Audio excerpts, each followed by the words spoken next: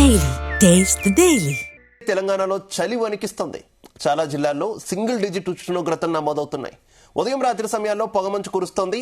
ఉదయం సమయంలో బయటకు రావాలంటే కూడా జనాలు ఇబ్బంది పడుతున్నారు. సాయంత్రం 5 దాటితే చీకటి పడుతుండగా చలి తీవ్రత మొదలవుతున్న పరిస్థితులు. ఈ వారమంతా చలి తీవ్రత ఉన్నప్పటికీ ఆ తర్వాత కాస్త తగ్గే అవకాశం ఉంది. వారం రోజులు ఇదే పరిస్థితి కొనసాగుతుంది. ఆ తర్వాత అంటే జనవరి 1 నుంచి చలి తగ్గే అవకాశం ఉందంటోంది వాతావరణ శాఖ. రాబోయే 2 రోజుల్లో కనిష్ట ఉష్ణోగ్రతలు సాధారణం కంటే 3 నుంచి 4 డిగ్రీలు తక్కువగా ఉండే అవకాశం ఉందంటోంది. ముఖ్యంగా ఉమ్మడి మెదక్ జిల్లా చలి గుప్పెట్లో చిక్కుకుంది. సంగారెడ్డి జిల్లాలోని కోహిర్ ప్రాంతం డిసెంబర్ 5 నుంచి సింగిల్ డిజిట్ ఉష్ణోగ్రతలే నమోదవుతున్నాయి. ఇక ఆసిఫాబాద్, ఆదిలాబాద్, రంగారెడ్డి జిల్లాల్లోనూ చలి తీవ్రత ప్రజలను వణికిస్తోంది.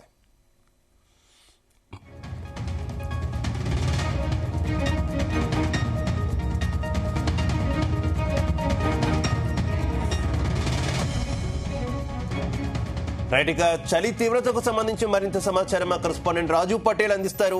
రాజు పటేల్. Good morning Shiva.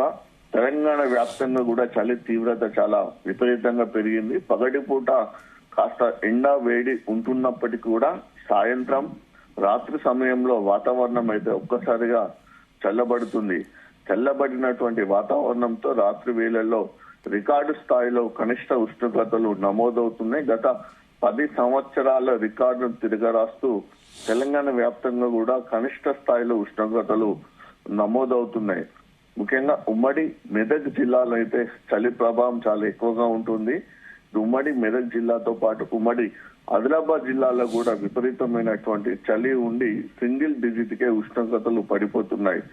సంగారెడ్డి జిల్లా కోహిర్ ప్రాంతంతో పాటు అటు కొమరంభీం ఆసిఫాబాద్ జిల్లా తిర్యాని ప్రాంతం, ఈ 2 ప్రాంతాలు కూడా ఈ సంవత్సరంలో చలికి సెంట్రల్ పాయింట్ గా మారిందని చెప్పవచ్చు. ఎందుకంటే ఇటు మెదక్ సంగారెడ్డి జిల్లా కోహిర్ ప్రాంతం, అలానే కొమరంభీం ఆసిఫాబాద్ జిల్లా, ఈ 2 ప్రాంతాల్లో మాత్రమే ఈ సంవత్సరంలో చలికాలం ప్రారంభమై అయినప్పటి నుంచి కూడా తక్కువ స్థాయి ఉష్ణోగ్రతలు ఈ 2 ప్రాంతాల్లోనే నమోదవుతుంది. కాబట్టి చలికి ఇది కేంద్ర బిందువుగా మారిందని చెప్పవచ్చు శివ.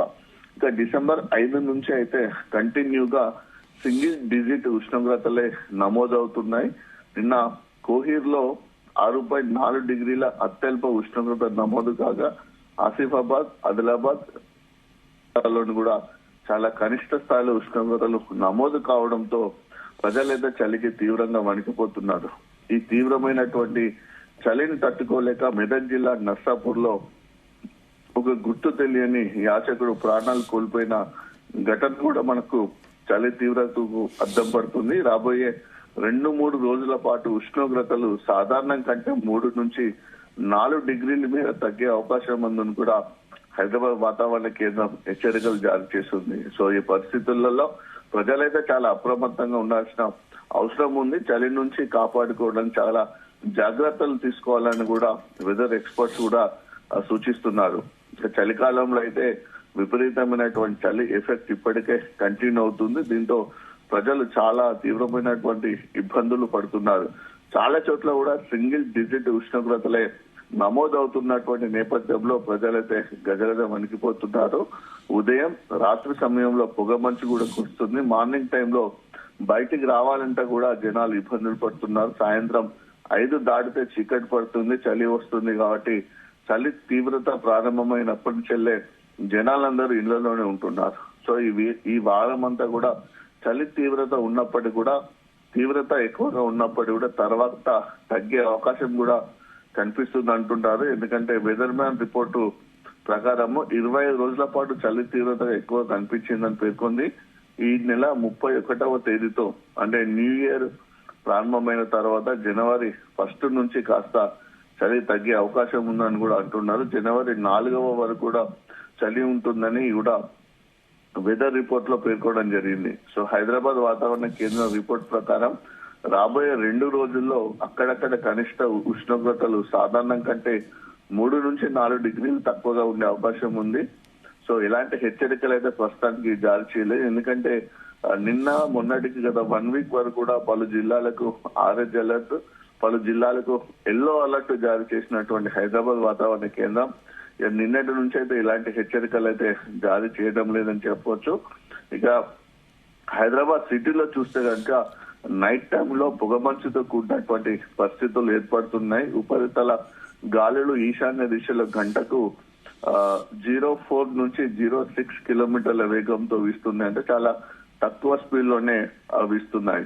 సో కోల్డ్ వేవ్స్ కూడా హైదరాబాద్ సిటీలో చాలా ఎక్కువగానే ఉంటుంది. ఎందుకంటే అక్కడ కూడా రికార్డ్ స్థాయిలో ఉష్ణోగ్రతలు చాలా తగ్గిపోతున్నాయి. హైదరాబాద్ సిటీ పరిధిలోని యూనివర్సిటీ ఆఫ్ హైదరాబాద్ షేర్లింగంపల్లి మండలంలో తక్కువగా 9.8 డిగ్రీల టెంపరేచర్ నమోదైంది. ఇక మౌలాలిలో 10.3, శివరాంపల్లిలో 11.8, రాజేంద్ర నగర్ లో 11, తిరుమలగిరిలో 11.1, వెస్ట్ మారేడుపల్లిలో 11.4, ఇలా చాలా చోట్ల కూడా తక్కువ స్థాయి ఉష్ణోగ్రతలు హైదరాబాద్ సిటీలోని చాలా ఏరియాలో కూడా నమోదయ్యాయి. శివ, ఎక్కడ చూసినా కూడా ప్రజలైతే చలికి వణికిపోతున్నటువంటి పరిస్థితి చాలా ఎక్కువగా కనిపిస్తుంది. ఎందుకంటే చలి తీవ్రతను కూడా తట్టుకోలేక చాలా ఇబ్బందులు పడుతున్నారు జనాలు. అయితే గజ వణికిపోతున్నారు. చలికాలంలో ఎక్కువగా కూడా డీహైడ్రేషన్ గురి కాకుండా ఉండడానికి గోరువెచ్చని నీళ్లు కూడా తాగాలని వైద్యులు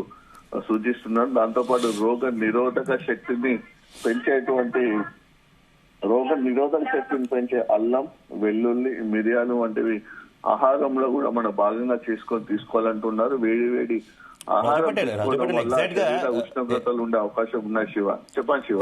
ఎగ్జాక్ట్ గా అనారోగ్య సమస్యలు కూడా ఎక్కువగా అవుతున్నటువంటి పరిస్థితి. ప్రజలు హాస్పిటళ్లకు క్యూ కొడుతున్నారు. ఏంటి ప్రభుత్వ హాస్పిటళ్ల వద్ద పరిస్థితి ఏ రకంగా కనిపిస్తుంది? ప్రభుత్వం కూడా సన్నద్ధంగా ఉందా ఈ చలి తీవ్రత వల్ల వస్తున్నటువంటి తీవ్ర జ్వరాలకి? ఎస్ శివ, ఎందుకంటే మనం ఇది వింటర్ సీజన్ అనేది కూడా చాలా డేంజర్ సీజన్ చెప్పవచ్చు. ఎందుకంటే ఇటు వర్షాకాలంతో పోల్చుకుంటే, ఇటు ఎండాకాలంతో పోల్చుకుంటే చాలా రకాల అనారోగ్య సమస్యలు ఉన్న వారికి, వ్యాధులు ఉన్న వారికి చలికాలము చాలా తీవ్రమైనటువంటి ఇబ్బందులను గురి చేస్తుంది.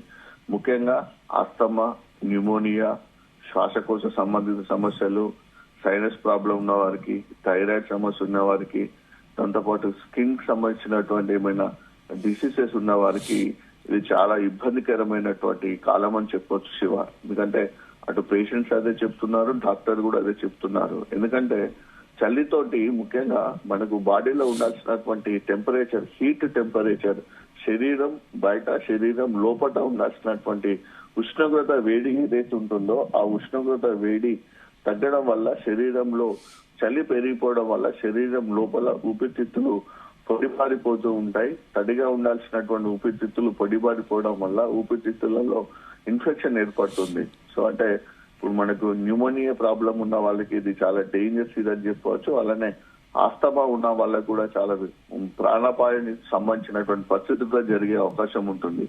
ఇక అప్పుడే పుట్టినటువంటి పిల్లలకు అయితే కొత్తగా లంగ్స్ లో న్యూమోనియా ప్రాబ్లం స్టార్ట్ అవుతుంది. ఊపిరితిత్తులలో నంజు పేర్కొని పోతుంది ఈ చలి గాలిలో వలన, ఈ చలి తీవ్రత వలన.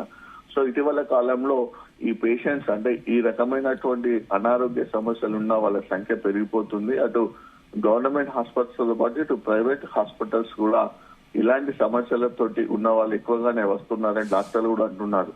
సో ఈ పరిస్థితులలో మీరు అన్నట్టు ప్రైవేట్ హాస్పిటల్స్ తో పాటు గవర్నమెంట్ హాస్పిటల్లో కూడా వైద్య ఆరోగ్య శాఖ అయితే స్పెషల్ కేర్ తీసుకుంది శివ. ఎందుకంటే అక్కడ ఈ రకమైనటువంటి ఆప్థమాలజిస్ట్ ను కూడా పెట్టడం జరిగింది. ఎందుకంటే ఊపిరితిత్తులకు సంబంధించినటువంటిది పల్మనాలజిస్టులు ఎవరైతే ఉంటారో వాళ్ళని కూడా ప్రతి జిల్లాలో ఉన్నటువంటి జిల్లా ఆసుపత్రిలో కూడా నియమించడం జరిగింది. దానికి సంబంధించినటువంటి టెస్టులు కూడా ఎప్పటికప్పుడు చేస్తున్నారని చెప్పవచ్చు. అంటే వైద్య ఆరోగ్య శాఖ అయితే ఇలాంటి అనారోగ్య సమస్యలతోటి చలికాలంలో ప్రత్యేకంగా అనారోగ్య సమస్యలకు బారిన పడి వచ్చే వాళ్ళ కోసం అయితే ప్రత్యేకంగానైతే ట్రీట్మెంట్ చేయడం లేదని చెప్పవచ్చు. కాకపోతే ఏంటంటే అన్ని రకాల ఫెసిలిటీస్ అయితే అక్కడ కల్పించింది. వచ్చిన వారికి కూడా టెస్టులు చేస్తున్నారు. లంగ్స్ ఇన్ఫెక్షన్ ఉన్నా, న్యూమోనియా ఉన్నా, ఆస్తమా ఉన్న వారు కూడా మెడిసిన్స్ కూడా అక్కడనే చేస్తున్నారు. ఎందుకంటే లంగ్స్ లో ఇన్ఫెక్షన్ ఉంటే ఎక్స్రే తీస్తున్నారు. ఎక్స్రేలో సరిగా లేకపోతే అవసరం ఉంటే స్కానింగ్ కూడా తీసి వాళ్ళకి రిపోర్ట్స్ కూడా అందజేసి మెడిసిన్స్ కూడా గవర్నమెంట్ హాస్పిటల్లో అందిస్తున్నటువంటి సిచ్యువేషన్ అయితే కనిపిస్తుంది.